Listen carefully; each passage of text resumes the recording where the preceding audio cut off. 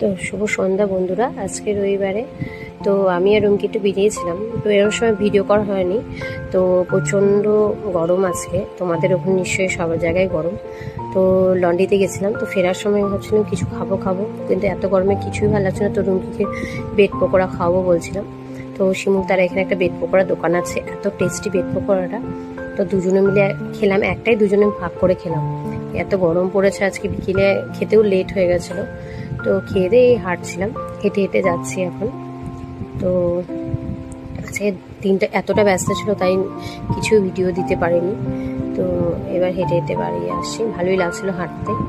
তো রুমকির প্রচণ্ড লজ্জা লাগছিলো, ও আমাকে বলছে, দিদি এইভাবে ভিডিও করো না, আমার খুব লজ্জা লাগছে, রায়গঞ্জে ভিডিও করো। যে কেন, কিসের লজ্জা লাগবে, আমার জায়গায় আমার লজ্জা লাগছে না, তোমার লজ্জা লাগছে? আমারও একটু একটু লজ্জা লাগছিল, আসলে অভ্যাস নেই তো, তাই